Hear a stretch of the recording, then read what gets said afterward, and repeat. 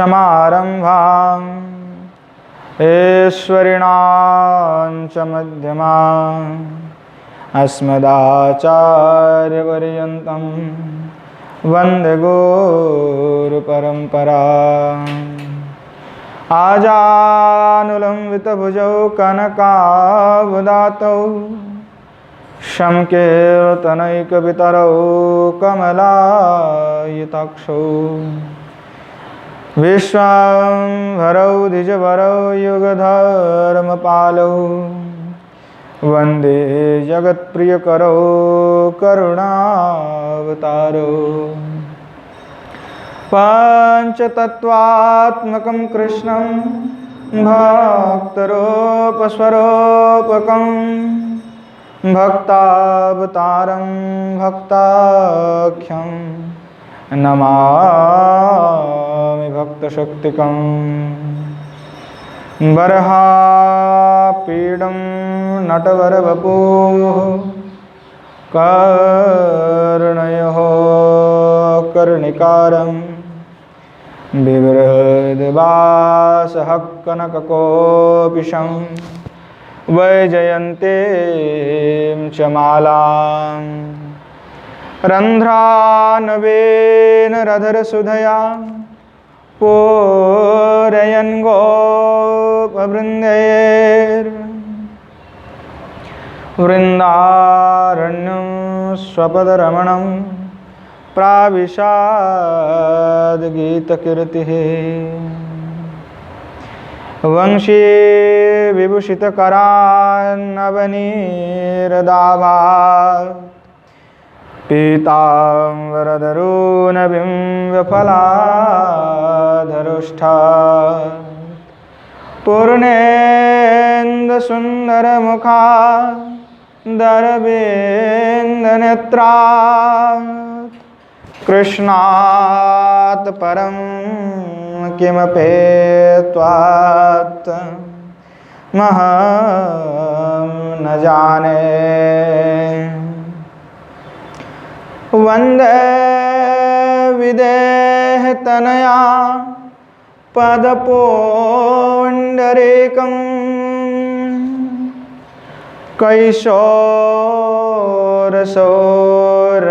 कैशोरसौरभसमाहृत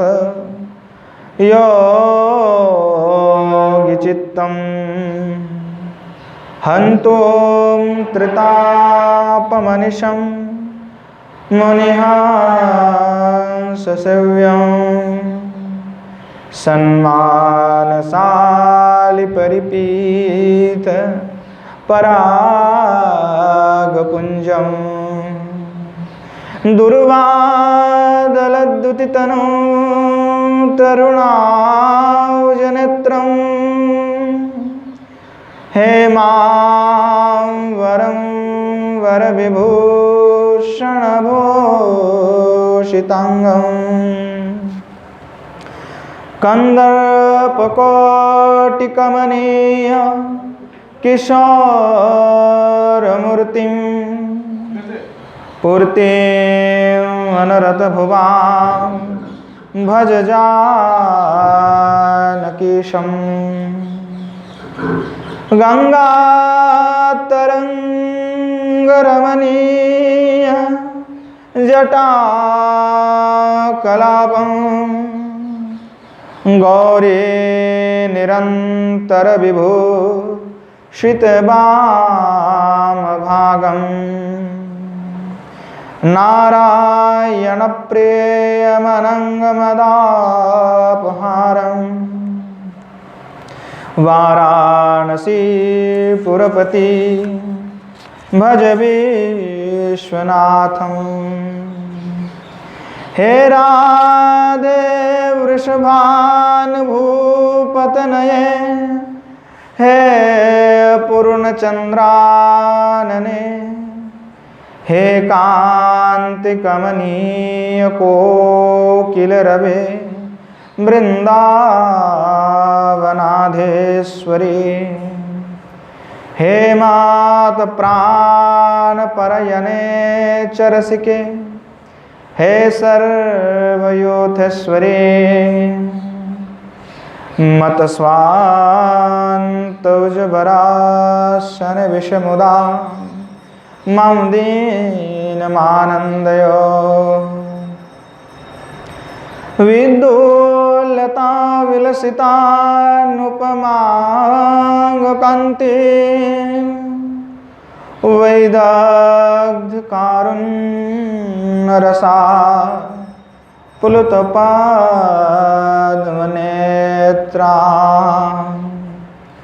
वृन्दावननवनिकुञ्जरशैकतृष्णा राधां विना किमपि तात्तमहं न जाने। श्रीमद्भागवतं नो मे यस्यैकस्य प्रसादतः अज्ञतानपि जानाति सर्वगमानपि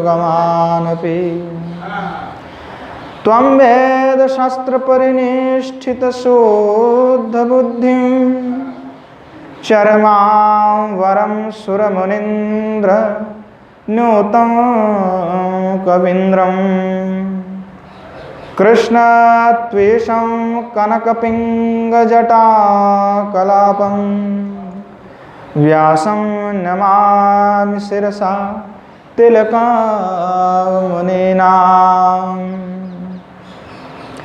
श्रीरूपं साग्रजं वन्दे रघुनाथं कृपामयं श्रीजीवं भट्टयुगं च सज्जनसुखदायकम् येषां सहजस्निग्धानं पादरेणुमभीक्ष्णसः सर्वविघ्नविनाशाय शिरसा धारयाम्यहम् वृन्दायै तुलसीदेव्यै प्रियायै केशवस्य च कृष्णभक्तिप्रदे देवी सत्यवत्यै नमो नमः।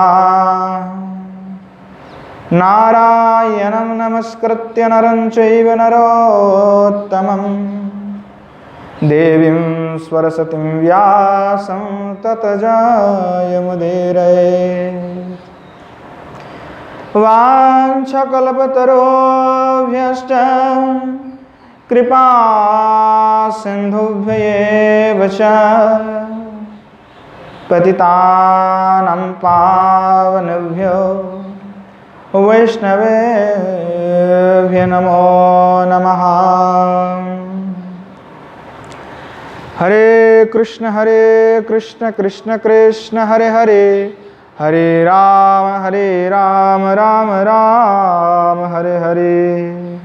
श्रीमन महाप्रभु की जय, श्री गिरीन्द्र बिहारी भगवान की जय, श्री प्रिया प्रियतम जीव की जय। श्री मान महाप्रभु के असीम अनुकंपा से यह पुनः सत्संग आस्वादन तथा आस्वादन करने का सुअवसर प्राप्त हुआ। यह महाप्रभु की ही कृपा के बिना संभव ही नहीं है। तो श्रीमन महाप्रभु ही हमारे सर्वस्व हैं। गौड़ीय संप्रदाय के आराध्य है श्रीमन महाप्रभु। शास्त्र कहते हैं कि भगवान के शरणागति आवश्यक है। शरणागति के बिना गति नहीं हो सकता। शरणागति की शरण से ही गति प्राप्त होता है। तो शरण किसका लिया जाए? शरण के विषय पे अनेकों महाजन अनेकों महात्मा ने अनेक बात कहे हैं। मुख्य तौर पे हमने आस्वादन की थी किशोरी जी का ही स्मरण लेना सर्वोत्तम है। चाहे अब किसी का भी शरण ले ले, सर्वोत्तम तो श्री प्रियलाल जीव की ही शरण ले ले। तो शरणागति है आश्रय।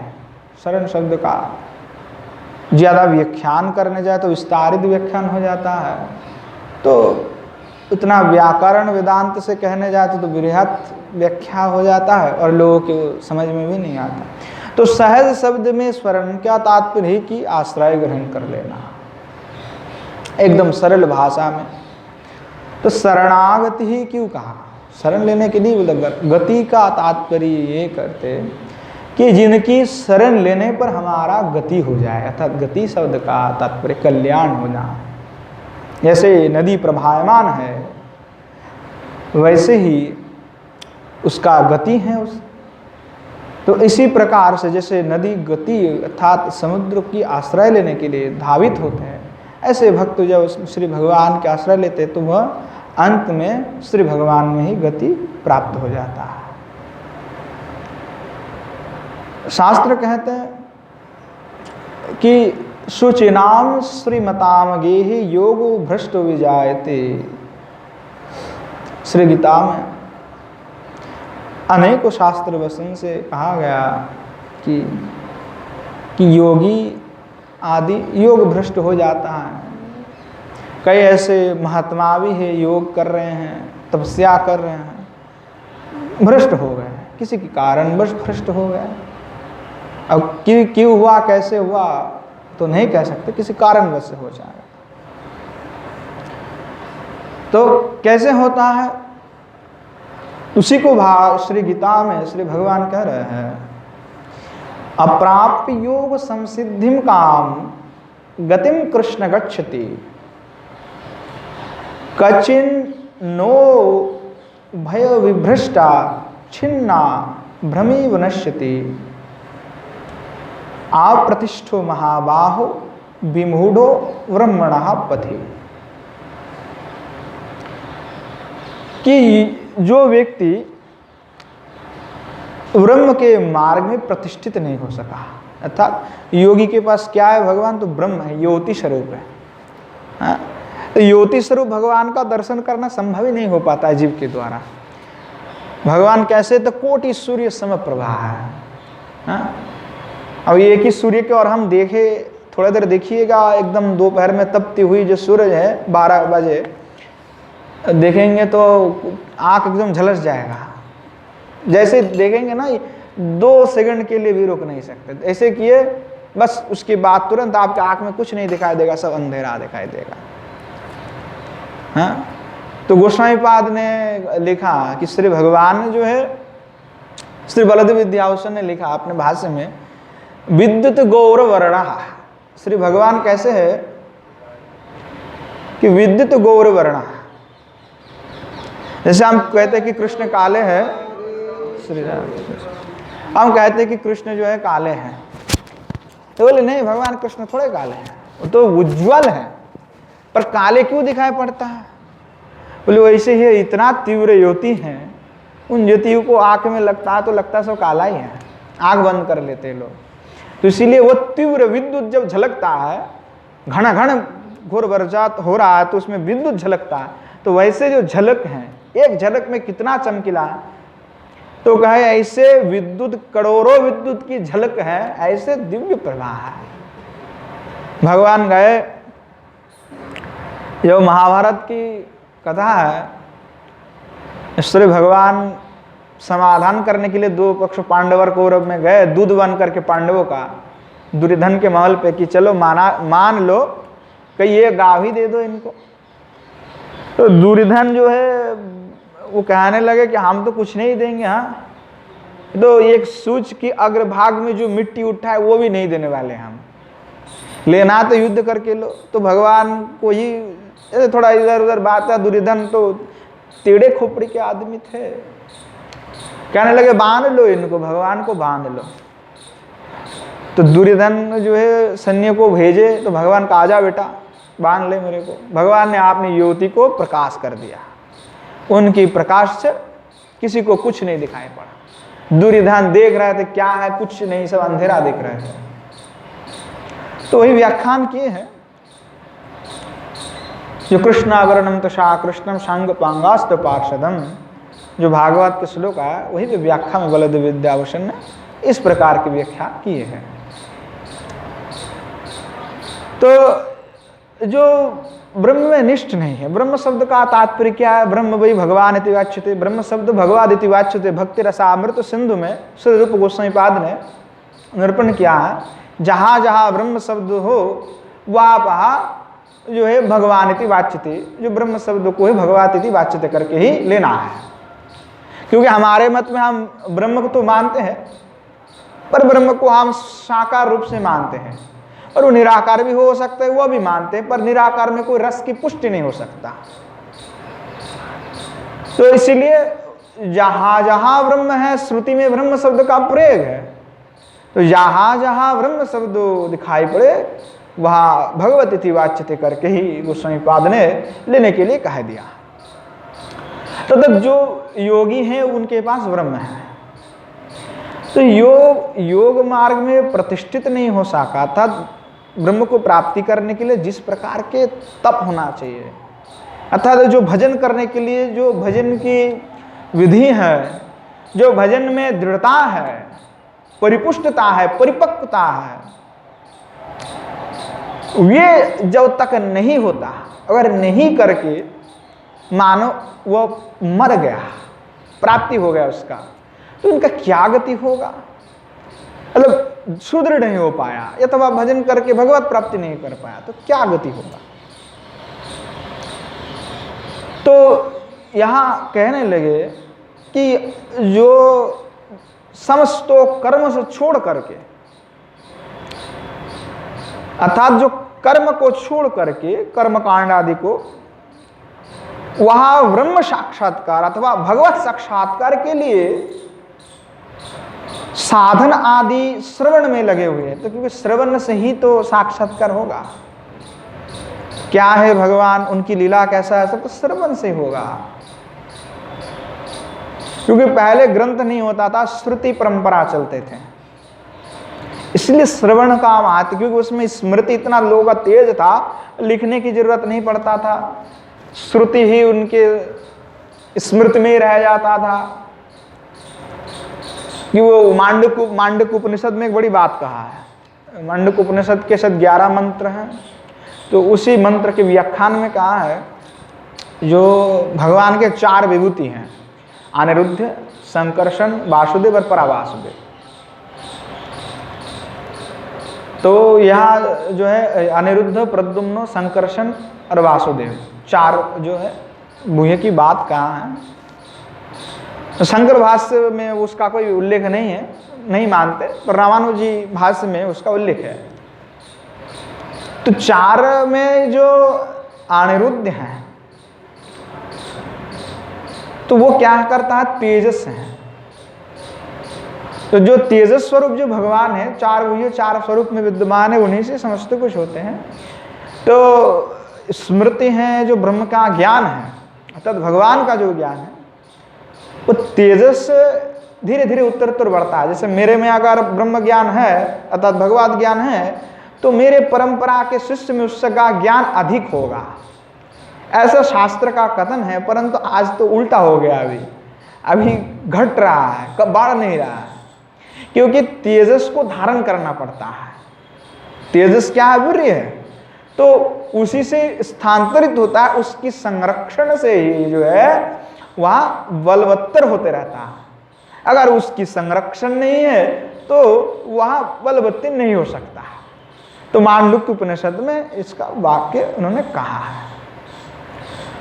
तो जो कर्म को छोड़ करके श्रवण आदि के द्वारा ब्रह्म के साक्षात्कार में लगे हुए, तद भगवत भजन में लगे हुए हैं, वह छिन्न बादल के समान जो है नष्ट होता है, अथवा सदगति प्राप्त कर लेता है। भगवान से अर्जुन ने पूछा ये बात, तो उसी का उत्तर में जो श्री भगवान ने कहा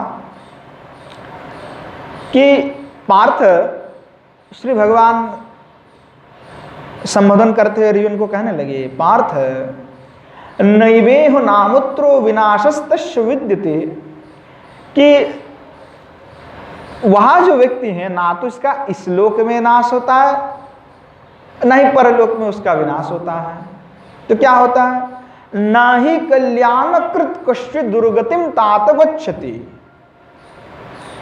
कि हे तात कल्याण के लिए प्रयत्न करने वाला जो व्यक्ति होता है उसका कभी भी दुर्गति प्राप्त होता ही नहीं है। तो भगवान गीता में सीधी बात कह रहे हैं, कोई ज्यादा बड़ी घुमा फिरा के बात नहीं कह रहे हैं कि यहां जो कल्याण के लिए प्रयत्न करते, सही में कोई होता है हम लोग के कोई व्यक्ति धन के लिए प्रयत्न करते हैं तो धन उसको मिलता है फिर खत्म हो जाता है, दुर्गति में फंस जाता है। व्यक्ति अलग अलग वस्तु के लिए जो है प्रयत्न करते हैं, परंतु यो अपनी कल्याण के लिए, कल्याण कैसे संभव होता है, श्री भगवत प्राप्ति ही कल्याण है, इससे कोई और थोड़ी कल्याण कोई रहता थोड़े है। कुछ भी प्राप्त हो जाए संसार में सब कुछ नाशवान है, ये शरीर भी नाशवान है। हाँ, जितना आते जाएगा दिन बढ़ते जाएगा, शरीर बिगड़ते जाएगा, और शरीर तो छोड़ो मन तो इतने ऐसे उतावला है, दुनिया भर की चीज में पड़े रहता है, प्रशांति नहीं है। तो यो भगवान की प्राप्ति के लिए भजन करते हैं, उनका दुर्गति नहीं होता कभी।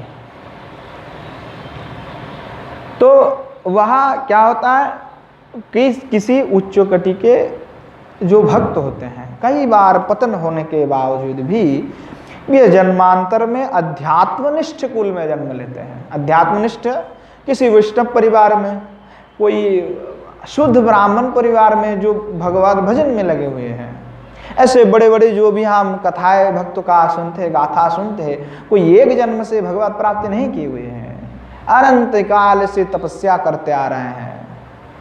कब से कर रहे कोई पता नहीं, हम भी कब से कर रहे हैं उसका कोई ठिकाना नहीं है, क्योंकि पूर्व का स्मृति तो हमें नहीं है, परंतु पूर्व का संस्कार जरूर है। लोगों का स्मृति भले ही भूल जाए पर संस्कार रह जाता है, अभ्यास भी रह जाता है। तो संस्कार जो है उससे व्यक्ति आगे बढ़ता है, और मरण के बाद भी वो संस्कार नष्ट नहीं होता, संस्कार जाकर के जो बैठ जाता है ऊपर में महाकाश में। तो संस्कार जब जन्म होता है तो वहां से फिर संस्कार उसके गर्भ में आ जाता है, जैसे माता के गर्भ में आएगा तो संस्कार आकर उसमें बैठ जाएगा। तो संस्कार कभी नष्ट नहीं होता। तो जो आपने पूर्व में किया था ऐसे अभी आपका समय आया तो आप उसी में लग जाएंगे। अनंत काल से जीव ऐसे ही कर रहे हैं। तो जो भी भगवत भजन करते हैं वो पुनः दोबारा अवश्य ही आ जाता है, मौका मिलता है उनको भजन करने का उत्तर। तो जो पूर्व अभ्यास के कारण जो पहले से भजन करते आ रहे हैं, जैसे किसी की महात्मा की बहुत जल्दी भगवान मिल गया, किसी को भगवत दर्शन हो गया, और हम लोग सोच रहे हैं हम इतने दिनों से कर रहे हैं, कुछ फर्क ही नहीं पड़ रहा है, कोई अनुभव भी नहीं हो रहा है, क्या बात है। तो वो क्या है, उनकी शरणागति बहुत तगड़ा है, निष्ठा है, बहुत पूर्व से करके आ रहा है, अभ्यास भी हो गया, भगवान के ऊपर पूर्ण निष्ठा हो गया, पर हमारा हुआ नहीं अभी तक, इसलिए अनुभव नहीं हो पा रहा है। इसलिए भजन में कोई वयस का विचार नहीं है। या फिर 2 साल के लड़के भी भगवत प्राप्ति कर लेता है कि 50 साल के बुढ़ा भी नहीं कर पा रहा। हाँ, ध्रुव जी प्रहलाद जी के बारे में देखा जाए, भाई 6 वर्ष में पर ध्रुव जी का ना तो कर्म भी अधिकार नहीं था, जेनु आदि का संस्कार भी नहीं हुआ था, ध्रुव जी का भगवत प्राप्ति कर लिए, कोई समस्या नहीं हुआ, अपेक्षा नहीं रखा, कोई भी भगवत प्राप्ति के लिए कुछ अपेक्षा की आवश्यकता नहीं है। तो वह कभी प्राप्त कर सकता है, कैसे प्राप्त करेगा वो स्वयं जानता है। तो कहने लगे कि बार बार उसको मौका मिलता है। जो भजन करते हैं तो वह अभ्यास योग से धीरे धीरे उनकी हर जन्म में वृद्धि होता है, उत्तर उत्तर वो वृद्धि पर जाता है। तो जो भ्रष्ट हो गया अथवा भजन से भ्रष्ट हुए, वह किसी अच्छे कुल में जन्म लेता है, और फिर जो है पुनः वो जो श्रीमान है, जो महात्मा है, वो दोबारा से सत्संग आदि की प्राप्त करते हैं। उसके बाद में जो समस्त कर्मों को छोड़ करके, जैसे जड़ भरत हुआ, जड़ भरत जी की जो भागवत में कथा है उसमें भी यही बात है कि पूर्व में तपस्या भजन तो कर रहे थे, हरिण के प्रेम में फंस गए, फिर दोबारा हरिण जो नहीं प्राप्त हुआ, फिर उनको समझ में आया तो भाई गड़बड़ है, हमने तो करने आते भजन, फंस गए फिर दोबारा। तो फिर उन्होंने अपना सब बंधन छुड़वाया, जो है पूरा मौन हो गया, चुप हो गया, कुछ बोला ही नहीं, बस अपना भजन करते गए। तो उनसे क्या हुआ कि भगवत प्राप्ति उनको मिल गया। तो इसीलिए क्या होता है कि जो माइक जो प्रपंच है, इसीलिए कहा कि भक्तों को जो प्रेमी है वो ना तो उसकी दोष और गुण से कोई लेना और देना है। अगर दोष और गुण के बीच में कोई अटक जाए तो उसका फिर पतन हो जाता है। शास्त्र, आचार्य, महात्मा, संत सब का एक कहना है, ना तो गुण देखना है ना दोष देखना है, दोनों ही बराबर देखना है, समान सद जो समदर्शी होता है, ना तो दोष देखता है ना गुण देखता है। क्योंकि यहां देखने के लिए भी इंद्रियों को दोष को ढूंढना पड़ता है, गुण को ढूंढना पड़ता है। तो गुण को ढूंढने के लिए दोष को भी समझना पड़ता है कि ये गुण है ये दोष है, इसीलिए गुण दोष का दोनों का ही विचार को छोड़ना पड़ता है। जो भागवत उत्तम होता है उनके लिए ऐसा है, समदर्शी है। तो कहते हैं कि यो भक्ति भजन कर रहा है कभी काम आदि दोषों से अभिभूत होकर के, क्योंकि व्यक्ति के हर व्यक्ति के अंदर 4 प्रकार के दोष विद्यमान है, शास्त्र के अनुसार है। विप्रलिप्सा, कारणापाटव, 4 दोष है, मुझे याद नहीं आ रहा, 2 तो मैंने बता दिया, कारणापाटव है, विप्रलिप्सा है ना, तो 4 है, मैं बताऊंगा अगले दिन, मुझे थोड़ा विस्मृति हो गया। तो जो 4 दोष है व्यक्ति के अंदर, तो 4 प्रकार के दोष रहता है, हर व्यक्ति के अंदर, ऐसा कोई संसार में व्यक्ति नहीं है जिसमें नहीं है। तो चाहे वो कितनी बड़े भी हो जाए वो रहता ही रहता है, जब तक जीवित है, शरीर है तब तक रहेगा। तो ऐसे 4 प्रकार के दोष से कभी भी मन डगमग हो सकता है। हाँ, जैसे जो अरबी के पत्ता है उसमें जैसे जल दे देते हैं, या तो कमल के पत्ते में, तो जल जो है ऐसे इधर उधर करता है ना, वो कभी भी गिर सकता है। तो ऐसे ही क्या है, जीव है, तो वो दोष से ग्रस्त है, तो कभी भी जो है टलमल हो सकता है। इसीलिए कहते हैं कि वो बड़े सावधानी से भजन करना, क्योंकि माइक प्रपंच कभी भी फंस सकता है, माइक प्रपंच में। क्योंकि प्रपंच क्यों फंस सकता है, क्योंकि हम प्रपंच में हैं, प्रपंच के गोचर में है। जैसे चुंबक है, तो क्या है, माया भगवान का सृष्टि है, परंतु उसमें भगवान की जो माया को स्वतंत्रता दी गई है। वो तटस्थ शक्ति, जैसे हमारे में तटस्थ शक्ति विद्यमान है, भगवत शक्ति, माया में ऐसा शक्ति विद्यमान नहीं है। माया माया है, भगवत शक्ति ही है वो भी, उनका शक्ति, परंतु उसमें जो तटस्थ शक्ति का अंश है शुद्ध, वैसे विशुद्ध अंश उसमें नहीं है, वो संपूर्ण भिन्न है। जो माया है संपूर्णता भिन्न है। पर तो क्या होता है, विकर्षण होना चाहिए उनके साथ। जो संदर्भ में, षट संदर्भ में जो व्याख्यान के समय जो गोस्वामीपाद ने लिखा, वो उनके साथ विकर्षण होना चाहिए, पर होता क्या, आकर्षण हो जाता है व्यक्ति। हम क्योंकि उल्टा है ना, जैसे चंबुक का जो एकदम जो समान जो दिख है वो अगर देंगे तो नहीं होगा, एक नहीं होगा, वो छूट जाएगा।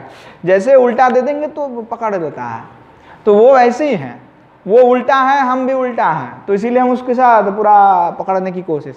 और भगवान क्या है कि वो भी पराशक्ति है एकदम, और हम भी वही उसी का अंश है, तो इसीलिए हमारा विकर्षण होते रह रहा है। हाँ, पर होना चाहिए क्या, उनके साथ आकर्षण होना चाहिए, तो होता नहीं है, तो बड़ी गंभीर बात है। तो क्या होता है कि हम इसी में प्रपंच में बार बार फंसते हैं, बार बार हमें को समझाया जाता है, हम अभी समझेंगे कि ये सब माया है, फिर थोड़े देर में फिर भूल जाता है। थोड़े देर में अरे कहेंगे पर समझेंगे नहीं, बिल्कुल उसको हृदय में धारण भी नहीं कर पाते। तो इसीलिए क्या होता है, हम कहते हैं वाक्य परंतु स्वयं नहीं पालन कर पाते हैं। जब तक स्वयं नहीं पालन कर पाते तब तक होता नहीं है काम, बस बोलना था हम बोल दिए, इसमें क्या है। और व्यक्ति को स्वयं को समझना चाहिए, क्योंकि ये संसार जो है प्रपंच है, क्योंकि मिथ्या हम नहीं कह सकते, क्योंकि हमारा आचार्य तो मिथ्या माना ही नहीं है। कई लोग कहते हैं कि जगत मिथ्या है, भाई कैसे मिथ्या है? मिथ्या तो हो ही नहीं सकता है, तो दिख ही रहा है। जो प्रत्यक्ष देख रहा है वो मिथ्या कैसे होगा? हाँ, जो प्रत्यक्ष देख रहा है वो मिथ्या, तो इंद्र का तो गोचर है, प्रत्यक्ष दिख रहा है, तो मिथ्या नहीं है। मिथ्या का अर्थ एकदम बिल्कुल नहीं है। पर जो आचार्य के सिद्धांत है, अगर हम मिथ्या कहते तो अद्वैतवाद के सिद्धांत है वो, हमें अद्वैतवाद से क्या लेना देना?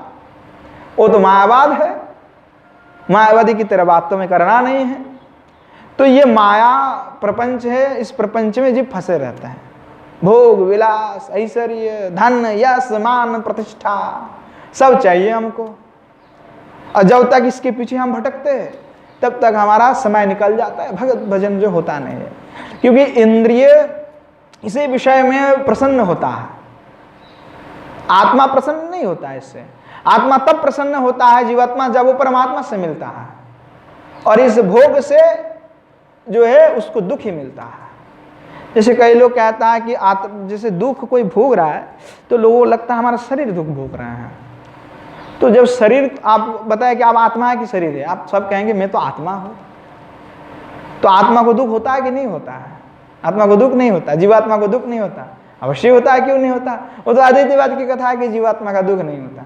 अगर शरीर को आप अगर कहते मैं शरीर हूं, तो आपके शरीर में आघात करेंगे तो आपको दर्द होगा। परंतु जैसे शरीर मर गया था, जीवात्मा उससे छूट गया, तो उसको काटिए पीटिए उसको कुछ अनुभव होगा? तो फिर जीवात्मा का अनुभव होता है कि नहीं होता? अगर मृत शरीर को ही आघात करने पर दुख होता है, दर्द होता है, उसका अनुभव होता है, तो मृत शरीर में आघात करते रहे, उसको काटिए पीटिए, उसका कुछ अनुभव होगा? नहीं होगा। जब तक उसमें जीवात्मा विद्यमान है तब तक होगा। इसीलिए सांख्य दर्शन के मत में, अब सांख्य दर्शन में कई कहेंगे नहीं ये तो नास्तिक दर्शन है। भाई वेदांग है, श्रुति से सिद्धांत है, उसको अब नास्तिक दर्शन करके खंडन नहीं कर सकते, फिर श्रुति आपत्ति लो दोष लग जाएगा। कुछ सिद्धांत नहीं मान सकते परंतु उसको एकदम हाँ नहीं मानता मैं, ऐसा नहीं कह सकते। ऐसा कहेंगे तो आपको श्रुतार्थ दोष लग जाएगा, तो इसीलिए वो नहीं कह सकते। उसके सिद्धांत में भी यही बात है। तो जब जीवात्मा उसके द्वारा अनुभवित होता है, उसको दुख होता है कि देखो भटक रहा है, परमात्मा से मिलने से ही आनंद होता है। परमात्मा भगवान है, उनकी लीलाओं में, उनकी दिव्य कथाओं में, उनकी दिव्य दर्शन से जीवात्मा को आनंद प्राप्त होता है। पर जीवात्मा जब शरीर में प्रविष्ट हो जाता है तो इन शरीर के माध्यम से वे इस प्रपंच में फंसते हैं। व्यक्ति इतने फंसते हैं, फंसते ही जाते हैं, अंत में कुछ बचता भी नहीं है। तो क्या होता है कि संभावना लोगों का अधिक होता है, कभी भी फंस सकते हैं, कभी भी डगमगा सकता है। इसीलिए सदाचारी होकर के, नियत मानस होकर के लगे रहना है। क्योंकि बड़े से बड़े महात्मा भी फंस गए हैं, हम कौन से खेत के मूली हैं? हाँ, बड़े बड़े मुनि भी काम आदि में ऐसे फंसे, भोग में ऐसे फंसे, निकालने की रास्ता ही नहीं है। इसीलिए कहा श्रद्धा पूर्वक जो है नित्य प्रति भागवत कथा अवश्य ही श्रवण करे, क्योंकि वही एकमात्र कल्याण का उपाय है। क्योंकि हमारा स्मृति बहुत खराब है, हम सभी जीवों का स्मृति संसार के प्रति है। क्योंकि हम जितना भगवत कथा सुनते हैं वह हम स्मृति में नहीं रखते, भूल जाते हैं, अथवा उसका पालन नहीं करते। इसलिए बार बार आस्वादन करते हुए बार बार उसको याद आना चाहिए कि हम ये जो कर रहे हैं यह भगवत विरुद्ध है, ये शास्त्र विरुद्ध है, अथवा हमारे कल्याण की ये मार्ग नहीं है, ये हमारे कल्याण के लिए बाधादायक है। जो भजन के लिए विघ्न है, बाधा है, उसको त्यागना ही श्रेष्ठ है। और जो त्यागता है वही सुख भोगता है। कौन सा सुख भोगता है? पारलौकिक सुख, भगवत प्राप्ति का जो आनंद है उसी को मिलता है जो संसार के सुख को त्यागता है, भोगों को त्यागता है। तो भोग से ही सुख प्राप्ति, भोग का त्याग से ही सुख प्राप्ति होता है। ऐसा कभी सुना है? तो यही भगवत प्राप्ति की इस जगत संसार की समस्त सुख और भोग को जो त्याग करते हुए उस परम पिता परमात्मा के और जो भक्ति भाव में उनका भजन करता है, उनको ही एकमात्र परम सुख प्राप्ति होता है। और जो इस जगत में सुख की अन्वेषण करते हैं और इस जगत की भोग की अन्वेषण करते हैं, उसको अंत में दुख ही मिलता है, उसके और कोई कल्याण उनका संभव ही नहीं हो पाता है। इसीलिए कहा कि अनेक जन्म संसिद्धस्ततो याति पराम गति, कि वहाँ अनेक जन्म की तपस्या से ही भगवत प्राप्ति होता है, शरणागति से। तो इसलिए पूर्ण शरणागति होना चाहिए। कि शास्त्र क्या कहते हैं कि जो प्राणी जो है स्वाधर्म को छोड़ करके भगवान की भजने जो लगता है, जैसे कि गोपियों ने सब कुछ त्याग दिया ना, हमने भी त्यागा कि नहीं त्यागा?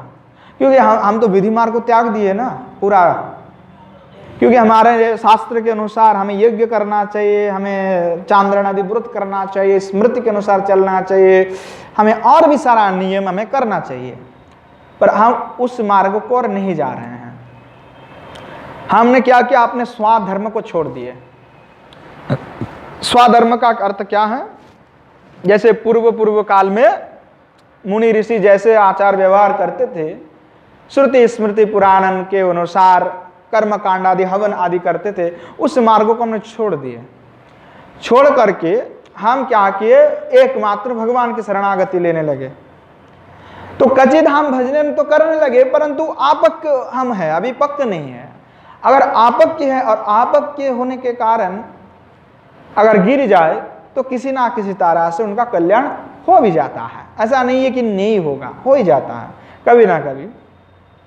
परंतु जो व्यक्ति भगवान का स्मरण ना करते हुए कर्म अनुष्ठान में लगे रहता है, कर्म कांड आदि में लगे रहता है, उसे कोई भी परमार्थ का लाभ नहीं होता है और नहीं वो कोई परमार्थ की लाभ कर सकता है। इसीलिए श्रीमद् भागवत में कहा है कि व्यक्ति को सब कुछ छोड़ करके भगवत आश्रय लेना चाहिए।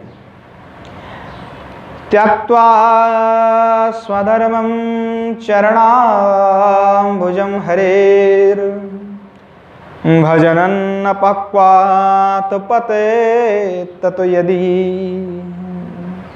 यत्र क्वा वा भद्रमबोधमुष्य किम् को वात आप्त भजतां स्वधर्मतः। यही कहा कि आप भ्रष्ट भी हो जाए, आप भले ही उसे पतित हो जाए, फिर भी कल्याण हो जाए। पर जानबूझ करके भ्रष्ट होना और नहीं जान करके भ्रष्ट होना, दोनों में अंतर है। अगर आप जानते हैं कि ये कर्म गलत है, नहीं करना चाहिए, फिर भी आप कर रहे हैं, एक बार नहीं, दो बार नहीं, 7 बार करते जा रहे हैं, बार बार वही क्रिया कर रहे हैं, तो फिर आपको घोर नरक में जाना पड़ेगा। जैसे मुनि ऋषि भ्रष्ट हुए, कठिन से कठिन तप कर रहे हैं, उसके बीच में मानो अप्सरा का प्रेरण कर दी, किसी कारणवश उनकी इंद्रिय वशीभूत हो गए, पतित हो गए, परंतु भोग करने के बाद ही तुरंत उसकी स्मृति में आ गया कि हमने गलत किया। उसके पश्चात में और कभी उन्होंने गलती नहीं की। विश्वामित्र आदि अनेक मुनि के जीवन में ऐसा घटना हुआ है। भोग ऐश्वर्य में भी लोग फंस गए। फिर दोबारा से नारद मुनि जी को भी ऐसा हुआ, अनेकों मुनि ऋषि के साथ भी ऐसे हुए हैं। तो क्या है कि जानबूझ करके नहीं करना है। अगर बार बार जानबूझ करके आप पाप कर रहे हैं तो उससे आपका फल भोगना तय है, क्योंकि आप स्वयं अपनी इच्छा से भ्रष्ट हो रहे हैं, या परिवेश परिस्थिति अचानक किसी भी कारणवश हो गए हैं तो फिर अलग बात है, फिर आपके लिए तो उद्धार की मार्ग है। और जो ऐसे जानबूझ करके भी भ्रष्ट होता है उनके लिए पहले सजा है, फिर उद्धार की मार्ग है। तो इसलिए कहा गया आज कोई सर्वत्यागी भगवत परायण पुरुष से यदि कोई एक बार कभी जो है विकर्म हो जाता है, सुकर्म ना हो करके कुकर्म हो जाए, विकर्म हो जाए, तो भगवत स्मृति और परंपरा से उनकी निवृत्ति भी हो जाता है। इसके लिए कहा स्वपाद मूलम भजत प्रियस्य त्यक्तान्य भावस्य हरः परेशा विकर्म यच्चोत्पतितं कथंचित् धुनोति सर्वं हृदि सन्निविष्ट। तो ये क्या है कि जैसे जड़ भरत आदि भगवान के संलग्न थे, दुर्दैव के कारण मृग शावक में उनका अनुराग हो गया। दुर्दैव के कारण, स्वयं से नहीं किए कुछ भी, दुर्दैव है। व्यक्ति स्वयं से जानते हैं कि ये करना पापाचार है, हमारे लिए विरुद्ध है, देश निंदा इत्यादि करना अनुचित है, सभी जानते, फिर भी हम करते हैं। मैं तो बहुत ज़्यादा करता हूँ, क्योंकि स्वयं ही सबसे लोग वो देखना चाहिए कि मैं स्वयं कितना ठीक हूँ। क्या है कि जान करके नहीं करना है। अगर दुर्दैव से, कहते दैववशात हो गया, तब तो उनके लिए ठीक है, तब उसके पश्चात में ही उनको भगवत स्मरण रह जाता है। उनका जो दुर्दैव से होता है उनका भगवत स्मृति रह जाएगा, भूलेगा नहीं वो, और उसी की प्रभाव से एक ही या दो जन्म में ही उनका साक्षात्कार कल्याण, भगवान कल्याण हो जाएगा, भगवत प्राप्ति हो जाएगा। परंतु जो जान कर कैसा करता उनका यह संभव नहीं हो पाता, क्योंकि जानकर करने वाला तो बड़ा पापी है, घमंडी है, मूर्ख है, उनकी क्या कल्याण होगा, नहीं करना। तो जो अनन्य भगवत परायण होते हैं, जो शरणागत हो जाता है, उनको क्या से क्या नहीं प्राप्त हो जाता है। इसी का एक घटना है, पद्म पुराण में वर्णन है। पुराण में पद्म पुराण बड़ी बृहत, स्कंद पुराण पद्म पुराण से बृहत पुराण है। किसी एक भक्त की कथा है जिनका नाम है भद्रतनु, कि किसी एक बड़े देश था, उनमें भद्र तनु नाम के कोई एक व्यक्ति रहा करता था। क्या है कि वो पूर्व में बड़े तपस्वी थे, तो तपस्वी थे पूर्व में, बाद में किसी कारणवश जो है तपस्या छूट गए, फिर दोबारा उनका जन्म हुआ। और जब जन्म होने के पश्चात में वही जो है उनके अच्छे एक कुल में, ब्राह्मण कुल में, अच्छे एक अग्निहोत्री ब्राह्मण के घर में जो है उनका जन्म हुआ। नित्य प्रति भगवान की आराधना जो है, सपाग्नि सपान्नाग्नि जो होता है उनसे हवन करना, विष्णु को नैवेद्य चढ़ाना, सब कुछ करते थे। विवाह आदि भी उनका हो चुके थे। पिता अचानक एक दिन पधर गए, और पिता की पधरने के बाद जो है वह श्राद्धन को करना था। तो क्या था, इनके में दुष्कर्म था कि पता नहीं कौन सी दुर्दैव था इनका, किसी एक वेश्या के प्रति जो है इनका मन था, वह पे उनका गमनागमन होता था। तो क्या था कि उनकी पत्नी जो है ये बात जानती भी थी, पिता का श्राद्ध करना था। तो पत्नी ने उनसे जो है कहा कि आज जो है आप अवश्य ही नियम से रहिए, हाँ, क्योंकि आज आपकी पिताजी के श्राद्ध हैं, आज तो कम से कम अपने नियम को रखिए, पालन करिए। परंतु जो है उससे रहा नहीं गया, और वो रात्रि के समय जो है वेश्या के पास में पहुंचा, और जाकर के उनसे जाकर के उत्कट प्रेम की जो है व्याख्यान करने लगे। तो जैसे सुनाया तो वेश्या ने उनकी बात को पहले तो सुनी, और सुन करके जो है वेश्या वो बड़े खिन्न हो गई, और खिन्न हो करके भद्रतनु को जो बड़े ही तिरस्कार करने लगी कि अरे आप इतने नीच प्रकृति के आदमी हैं, मुझे तो पहले पता नहीं थे, नहीं तो आपको तो हम कभी आने ही नहीं देते हमारे पास में। भद्रतनु भाई अवाक हो गए कि एक वेश्या के मुंह से ऐसे कैसी बात हो रहा है। कहने लगे आप अपने पिता के लिए साधारण सा नियम नहीं पालन कर सकते हैं, तो आप मेरे लिए क्या कर सकते हैं, हा? जो आपकी सगे बाव का ना हुआ वो और किसी का कैसे हो, जो आपने जन्मदाता पिता का ना हो सका। चलिए आप यहां से चले जाइए। तो जब ऐसे कहा तो भद्रतनु को जो बड़ी गिलानी हुई और वे जो है वहां से चले आए और उसने जो है वेश्या को गुरु मान लिया, हाँ? कि मेरा गुरु है, क्योंकि उन्होंने आदेश दिया, उपदेश दिया। तो वो जो है चल पड़े वहीं से। तो जंगल के और में, तो कि जंगल में जो कोई एक मुनि तपस्या कर रहे थे। कौन सा मुनि तपस्या कर रहे थे? तो मार्कंडेय मुनि। हाँ, मिले तो मिले सो मार्कंडेय ही मिले। हाँ, जो प्रलय होने के बाद भी भगवान का दर्शन करते रहता है, सब कुछ नष्ट होने के बाद भी। हाँ, बड़पत्र में सन हुए गोपाल का दर्शन करने वाले जो मार्कंडेय मुनि, जिसको मिल जाए उसका भगवत प्राप्ति तो मानना चाहिए कि अभी हो गया है। ऐसे सौभाग्य से तो मुनि आदि का दर्शन मिलता है, थोड़े है। आजकल हमें तो बिना वेदव्यास दिखाई पड़ रहा ना कोई। वेदव्यास जी भी नित्य है, सुखदेव जी भी नित्य है, वे सब तो विराजमान है, पर हमारे पास कोई नहीं आ रहा।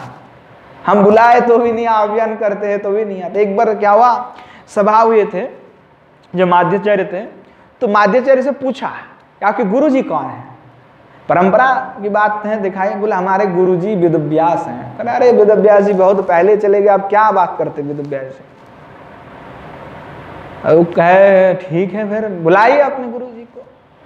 तो वहां से वंदना चालू किए माध्वाचार्य ने, और वंदना से जो वायुदेव प्रकट हो गए। वायुदेव प्रकट होकर हाँ ये वेदव्यास जी के शिष्य है, क्या बात कर रहे हो? तो सब कहने लगा हाँ ठीक है। तो ऐसे जो है सब मुनि ऋषि विद्यमान है, पर हमें कोई दिखाई नहीं पड़े, क्यों? लायक ही नहीं है हम लोग। चाहे भाले किसी को जिसको दिखाई पड़े तो लायक है। मुनि ऋषि का दर्शन होता है। राधिकानाथ प्रभु गोस्वामी जी थे, उनको साक्षात विश्वनाथ पंडित जी, विश्वनाथ चक्रवर्ती पद आकर के दर्शन दिए, तब जा करके उन्होंने उन्हीं के ग्रंथ के ऊपर टीका टिप्पणी लिख पाए। हरिदास जी को उनको भी साक्षात्कार हुआ जीव गोस्वामी पाद से। तो ऐसे उन लोगों का दर्शन होता था, तभी तो संभव हुआ। जब तक दर्शन, तब उनकी दर्शन का तात्पर्य है कि भगवत प्राप्ति दूर नहीं है। तो जब मार्कंडेय ऋषि का दर्शन ही हो गया तो भगवत प्राप्ति हो ही गया। उनकी आंख में, हृदय में तो भगवतमय ही है वो। तो जब देखा तो उनको जाकर के चरण में गिर पड़े जाकर के, और सारे बात उनको बताने लगे।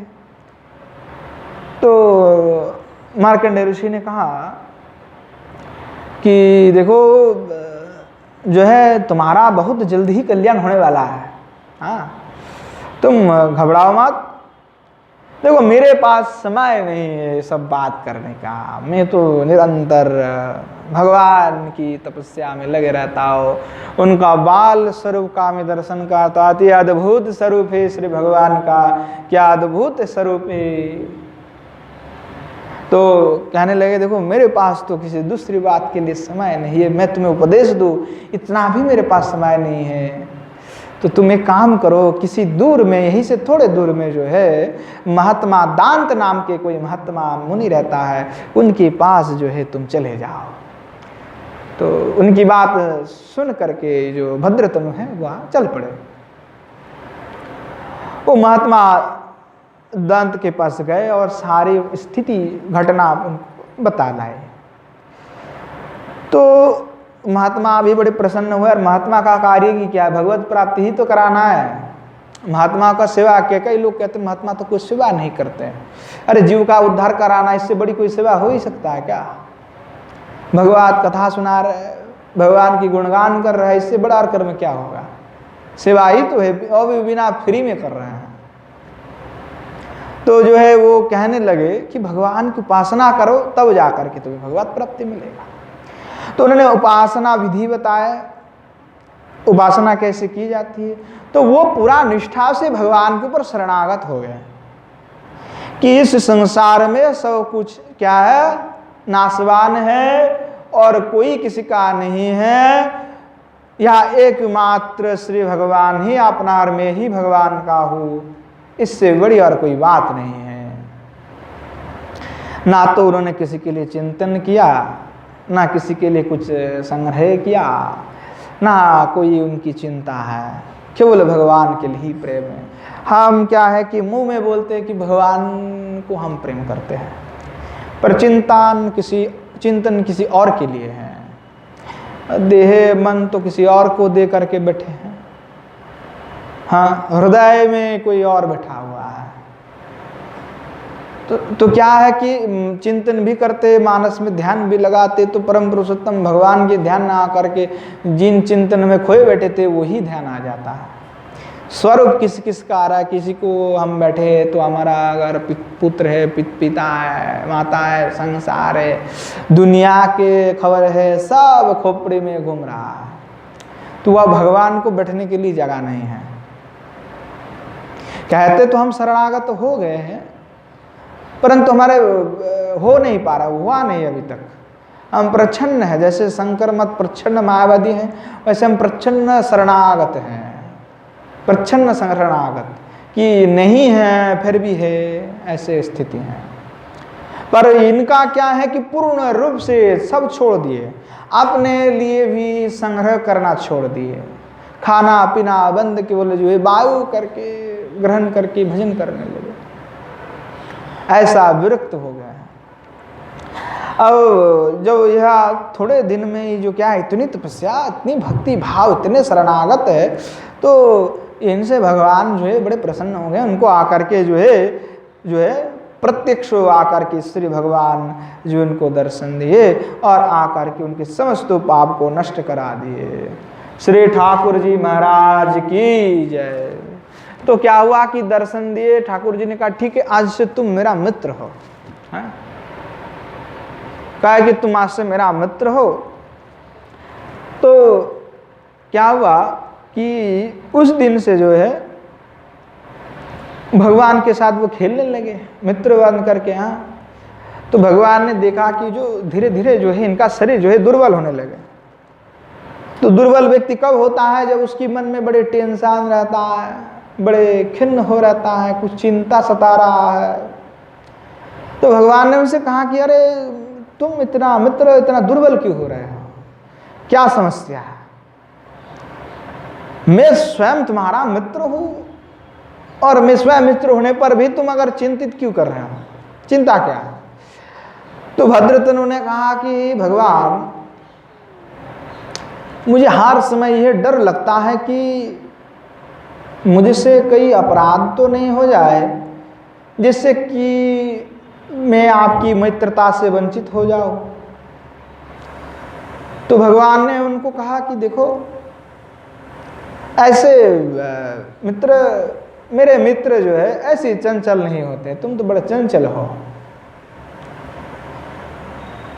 भगवान कहने लगी देखो मैं जिनसे जोड़ता हूं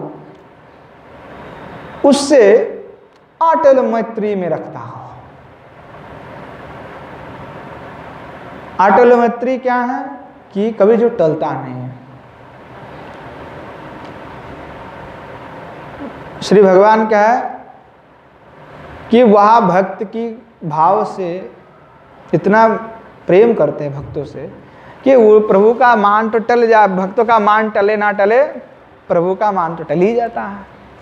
भगवान अपना नियम भी बदल देता है। तो भगवान ने कहा देखो तुम निश्चित हो जाओ और निश्चिंत चित्त से अलंकार आदि को धारण करके आनंद से रहो, मेरे से तुम्हारा कभी भी मित्रता जो है खंडन नहीं होने वाला। तो जो है भद्रतनु बड़े आनंदित हुए। तो श्री भगवान कहा कि देखो आज से मैं अपना जो विभूषण है, आभूषण है, मैं तुम्हें सब दे देता हूँ। तो भगवान ने आपने समान पीतंबर, कटक, मुकुट, कुंडल सब कुछ दे दिए उसको। भगवान के पास तो ऐसे की खजाना है, चाहे कितने भी लुटाते जाए वो थोड़ी खत्म होने वाला है। तो क्या हुआ कि वो उनको दे दिए। तो भगवान की आज्ञा को सिरधार्य करते हुए वो प्रसन्नता के साथ वही सब अलंकार धारण करके पहन करके रहने लगे। तो एक दिन श्री गुरुदेव से भेंट हुआ, कई बार जाते गुरुदेव से, गुरुदेव के साथ मिलने के लिए आए जो दांत ऋषि के पास, तो वे देखा कि बड़े साजे धजे चल रहा है, मानो राजा है कोई। तो गुरुदेव पहले तो कुछ बोले नहीं, पर बाद में देखा कि अधिक सजावटी से वो चलने लगे। तो क्या हुआ, तो गुरुदेव जो एक दिन जो उनको कहा कि अरे भाई तुम्हें क्या हो गया है, हाँ? फिर से तुम अपना पूर्व रूप में आ गए हो।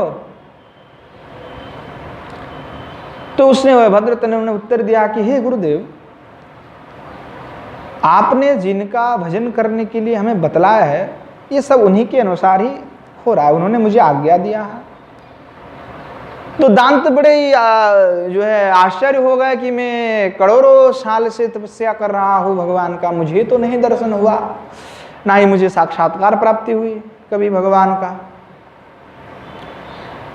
और इसको इतने शीघ्रता से भगवान मिल गए, कैसे मिल सकता है, ये भी इतने शीघ्रता से।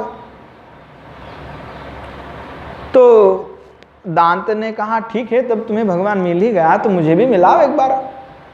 तो दांत ने कहा, भद्रतनु ने कहा ठीक है मिलाएंगे गुरुदेव। तो भगवान से वे जब मिले भद्रतनु, तो भद्रतनु ने जा करके भगवान से कहा कि हे भगवान, क्या है कि अब आपको हमारे गुरुदेव से मिलना होगा। तो क्या है, भगवान ने कहा कि देखो मित्र, तुम जन्मों जन्मांतर से मेरे प्राप्ति के लिए कठोर से कठोर तपस्या किए हो,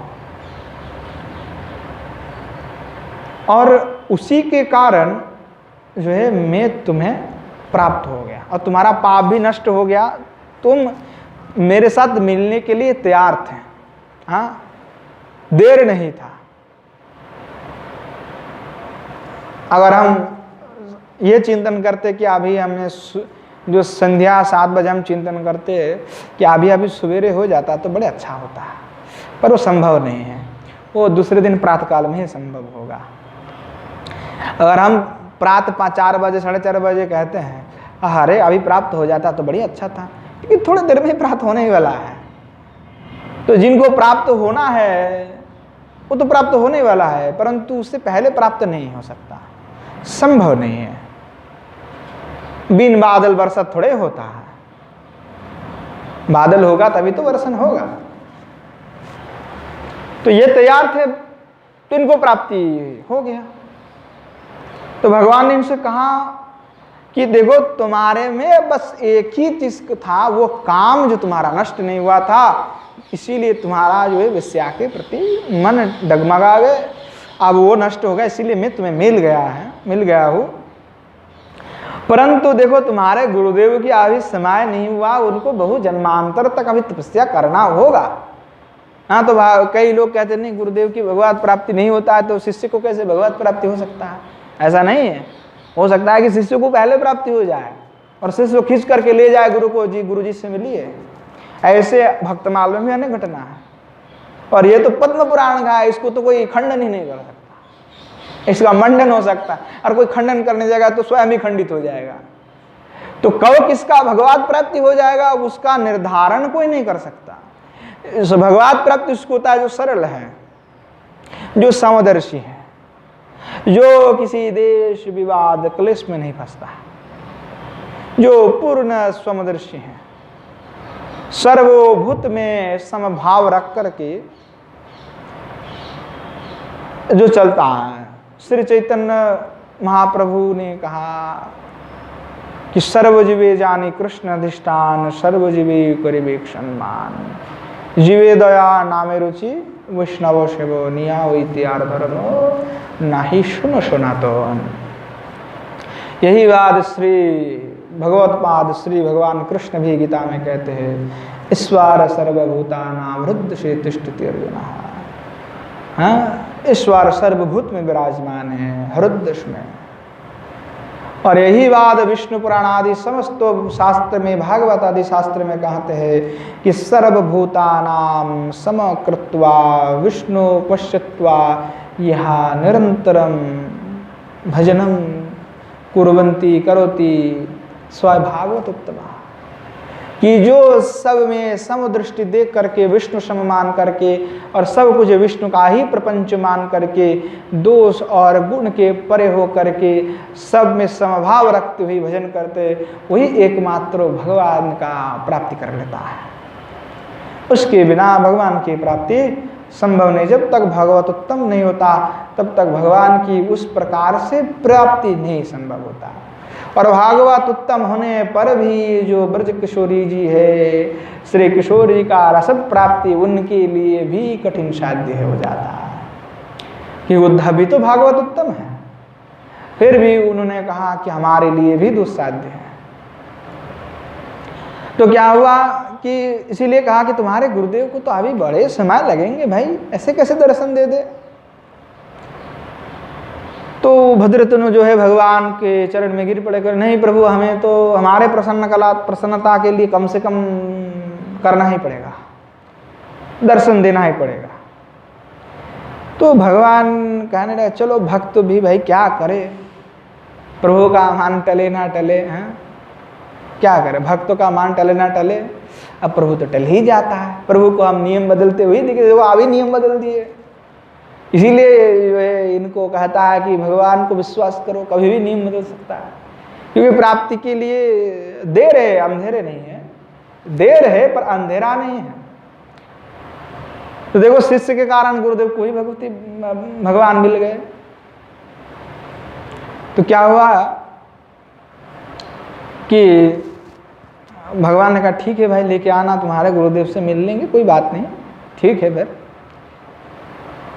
तो अगले बार जब श्री भद्रतनु आए भगवान से मिलने के लिए, भगवान भी आए, तो श्री गुरुदेव को जो है वे लेकर आए और श्री भद्रतनु के कारण ही जो है दंत को जो है भगवान का दर्शन मिल गया। श्री भद्रतनु महाराज की जय। तो क्या है कि भद्रतनु के कारण श्री भगवान को दर्शन जो है दांत को हो गया। तो ये कथा की आशय क्या है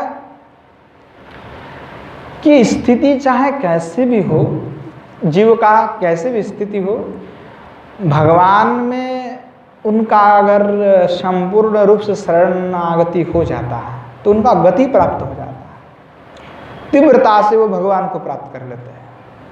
तीव्रता कहने की तात्पर्य है कि अनेक जन्मांतर तक किए हैं तभी जाकर के अभी मिल रहा है, परंतु उसमें तीव्रता आ जाती है, उत्कर्षता आ जाता है।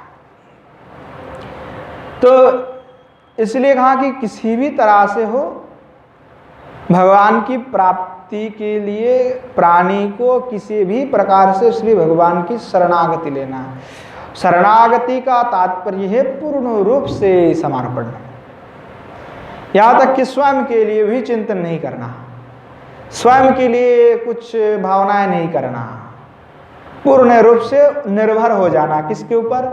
श्री भगवान के ऊपर। जो निर्भर नहीं हो पाया, स्वयं अभी जो है स्वयं के लिए चिंतित करते हैं, उनको अभी भगवत प्रेम अथवा भगवान के ऊपर पूर्ण निष्ठा नहीं है, विश्वास नहीं है।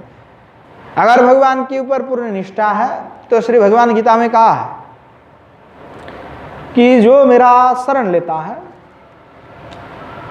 उनका कैसे चलेगा। श्री भगवान गीता में कहा कि बहम्यहम, कि मैं उनका भार वहन करता हूं। जो भी मेरा शरण लेता है मैं उनके भार वहन करता हूं, सीधी बात है। उन्होंने ये नहीं कहा मैं उनको कुछ दे करके दान दे करके छोड़ दूंगा, नहीं, उसका पूरा भार मैं ही वहन करूंगा। तो जब मेरे भार वहन करने के लिए स्वयं लक्ष्मीपति विराजमान है, अनंत ऐश्वर्य के मालिक जो विराजमान है, तो हम अपने लिए क्या प्रयत्न करें? क्या हमें अपने लिए कुछ प्रयत्न करने की आवश्यकता है? बिना प्रयत्न किए भी वही मिलेगा, परंतु प्रयत्न करेंगे तब लगेगा हमने स्वयं अपने पुरुषार्थ से कमाए हैं। तो लोगों को थोड़ा अहंकार मिल जाता है, यश मिल जाता है कि देखो उन्होंने अपने पुरुषार्थ से कमाया। अरे मूर्ख, तुम्हारे पुरुषार्थ से नहीं, वो वस्तु भगवान की कृपा से प्राप्त है। भगवान की कृपा के बिना तुमने इसको कैसे प्राप्त कर लिए? हो सकता है भगवान की कृपा से तुमने प्राप्त हुआ, जो मांगा सो तुमको मिला। तुमने तपस्या की थी, भगवान की बार प्रेम किया था, शरणागत हुए थे, तब जाकर के मिला। जो शरणागत होकर के केवल भगवान को ही मांगता है, उनको भगवान ही मिलता है। जो शरणागत होकर के धन ऐश्वर्य मांगता है, उनको भगवान वही देते, क्योंकि भगवान कहते जो से मुझे जो प्रयोजन है मैं उसको वही देता हूँ। मैं जो प्रेम नहीं चाहता उसको प्रेम क्यों दूं? जो प्रेम मांगेगा उसी को ही तो प्रेम दूंगा मैं। जो नहीं मांगता उसको देने की कोई भी आशा नहीं, कोई कारण ही नहीं है। इसलिए श्री भगवान की कृपा से ही सब कुछ प्राप्त होता है। इसलिए कहा कि जो भी व्यक्ति किसी भी प्रकार से भगवान का शरण ले लेता है, अपि चेद सुदुराचारो भजते माम अनन्य भाग साधुरेवो समन्तव्यो सम्यक व्यावोसितो हि सा क्षिप्रम भवति धर्मात्मा शाश्वत शांतिम निगच्छन्ति। सीधी बात है कि आओ कुछ भी कर लो, कैसे भी भगवान के शरण ले लो, भगवान आपके ऊपर प्रसन्न है। परंतु शरणागति पूर्ण रूप से होना चाहिए। नहीं पूर्ण रूप से है तो धन यश तो मिल जाएगा, पर श्री भगवान श्री प्रभु नहीं मिलेगा। इसीलिए श्री भगवान की प्राप्ति करना है तो केवल अनन्यता के साथ अन्य अभिलाषिता शून्यम ज्ञान कर्मणावृतम, ये अन्य विलास को छोड़ना, अनावृत होकर के उन्हीं का एकमात्र शरण लेना है, तब जाकर के वह शरणागति संपूर्ण होता है। इसलिए जो शरणागत हैं, अब ऐसा नहीं कि किसने पहले आरंभ किया, किसने पूर्व में आरंभ किया, ऐसा कोई विचार नहीं है। सुखदेव जी को कितने जल्दी प्राप्त हो गए प्रभु, अब अनंत काल से बैठे हुए मुनि तपस्वियों को नहीं प्राप्त हुआ। बड़ी आश्चर्य की बात है ना। वेद व्यास जी ने समस्त शास्त्र तो उन्होंने निर्माण कर दी, तो फिर बाद में जो है भागवत को उन्होंने प्रकाश किया। वेद व्यास जी ने भागवत को लिखा नहीं, क्योंकि वो साक्षात भगवत मुखारबंद से भागवत निर्गत है। सर्व वेदांत सारम ही भागवतम इष्यते, सर्व वेद वेदांत का सार भागवत है। और भागवत क्या है तो अपरुषय है।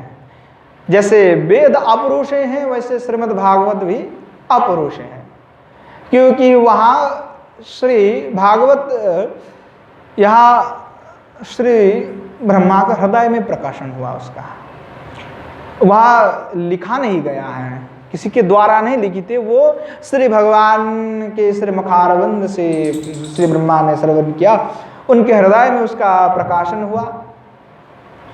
उन्होंने फिर नारद जी को श्रवण कराया, फिर नारद जी ने वेद व्यास जी को श्रवण कराया, और जब उन्होंने सुना तो इतने मुनि ऋषि सब विद्यमान रहने का कारण भी वेद व्यास ने किसी को ढूंढ के नहीं निकल पाया कि इस श्रीमद् भागवत का आस्वादन किसको कराया, इसको पढ़ाया किसको जाए।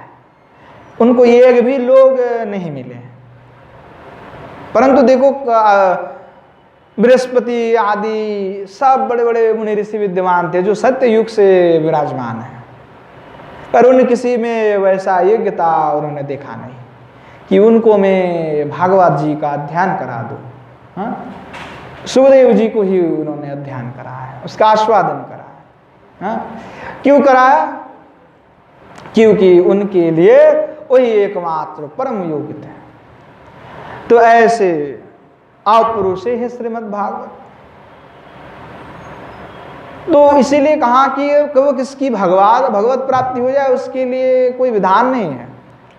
कौन आगे आया, कौन पीछे आया, कौन किससे बड़े है, इससे कोई फर्क नहीं पड़ता।